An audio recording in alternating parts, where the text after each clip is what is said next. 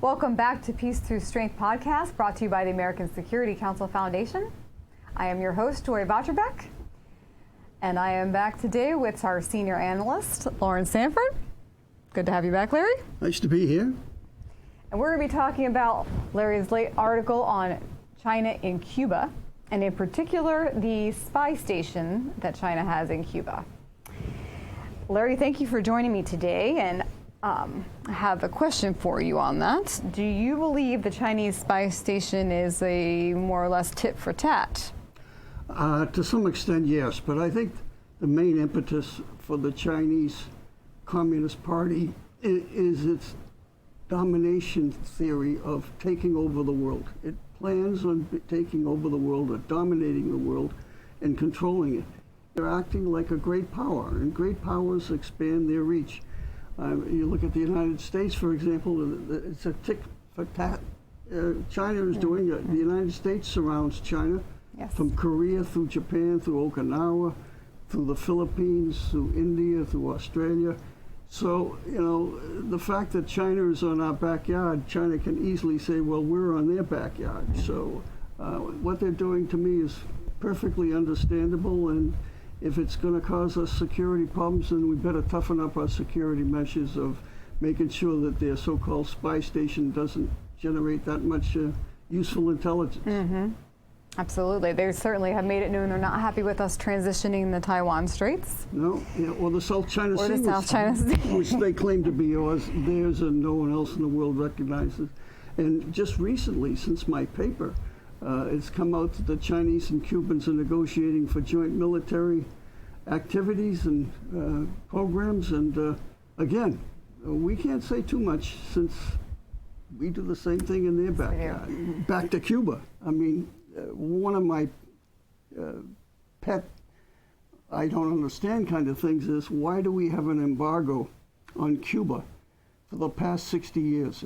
Insanity is defined by doing the same thing over and over again. So we've embargoed Cuba in many respects, not food and medicine.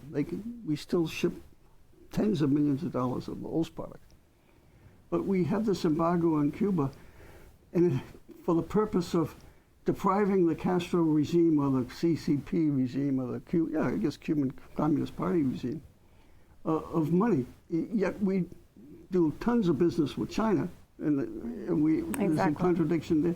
And the embargo hasn't done any good, and all it does is make us look bad, like bullies. Mm-hmm. And the rest of the world condemns our actions, China included, and it doesn't do any good. One of my favorite analogies is what totalitarian governments are like mushrooms. And totalitarian governments are communist, fascist, Islamist, and they're like mushrooms. They fester in dark, dank, and dirty places, and they sort of wilt away when they're exposed to light. And the light would be criticisms, the flow of other people coming into the country instead of being enclosed the way Cuba is.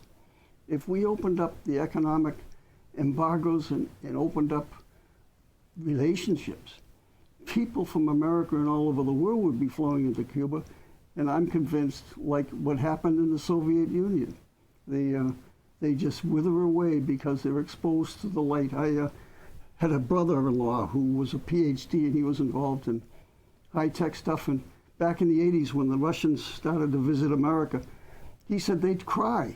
He said, I'd take them to a mall or a grocery store, and they'd start to cry because for their whole lives they've been fed a bunch of lies about America versus them, and they realized that the pet food aisle in a supermarket in America had more food than their supermarkets did for themselves. So expose them to the light. Well, you are one step ahead of me on this one, because I was going to ask you about your embargo in your article, and also point out that I think when we had started working with the CCP, that we were hoping that by connecting our economies, then they would maybe open up more democratically. But that hasn't happened. No. So the same with the embargo point that you bring up, and maybe I could even say a peace through strength solution. Is the embargo really helping at all? No. They're not changing. No. So Now, the peace through strength is that we should stay strong internally and externally, but that doesn't mean we interfere in every nation's back. No. And certainly if we opened up, got rid of the embargo, it may help diplomatic relations as well. And another point you bring up in your paper as well, and I think a peace through strength solution too, and maybe to get respect from the rest of the world instead of the bullying, is Gitmo, Guantanamo Bay. You talk a little bit about that. Well, the United States took over Guantanamo Bay back in the Spanish-American War, and we have that prison down there, which is a travesty of American justice. It's so un-American to have men in prison, no trial, no public hearings, no nothing. They're just thrown in a prison, and the reason they're in Gitmo is that if they were brought on American soil, they would have to be brought to justice. Well, why not bring them to justice and get this thing over with? It's a travesty of American culture and tradition and our whole Constitution to hold people without a due process. Certainly, if they're terrorists, they can be tried as terrorists. Precisely. Precisely. Well, thank you for that perspective on it. I thought that was good. And then you also said China is not going away. As you mentioned, a very strong power, economically, militarily. So your paper, you suggest, and then building a strong military as a deterrence, not necessarily to go to war, but we want to deter a war with China. We don't want a war with China. No, we don't want a war. We don't want a war with anyone. No.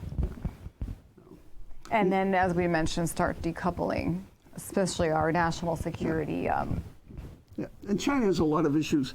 I mean, I don't think it's inevitable that they're going to overtake America in any respect, but they certainly have done a good job thus far of stealing our technology and developing their economy. But they have a lot of serious problems with their population.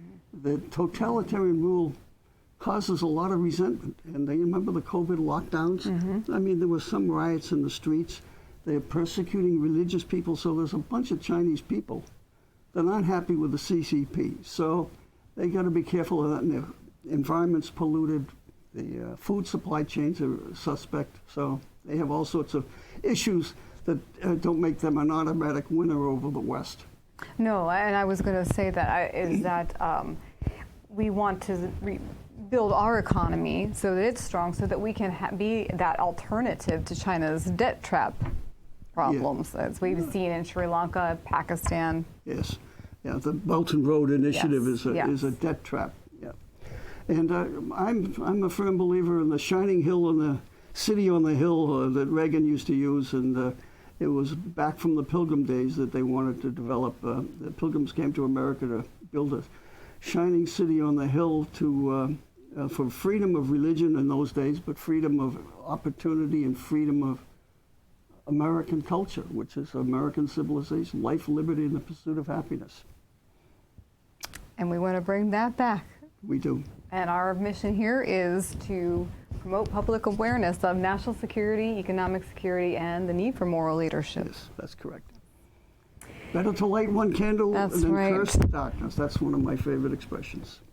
So we hope you will join us, and we want to start a campaign again for Peace Through Strength, and hope to have some good roundhouse table discussions if we start virtually or in person. Yes. So thank you, Larry, for the brief on your article. Joy. I think that was excellent on Cuba, and some good points you bring up on Guantanamo and the embargo. Thank you. And thank you to our listeners.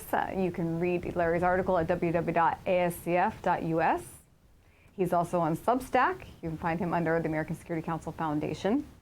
Subscribe to our newsletter. Follow us on Facebook, Instagram, and Twitter. And subscribe to our channel, both Rumble and YouTube, and please comment. Thank you again, Larry. Thank you, Joy. To our listeners, join us again next time as we bring you the stories on Peace Through Strength podcast.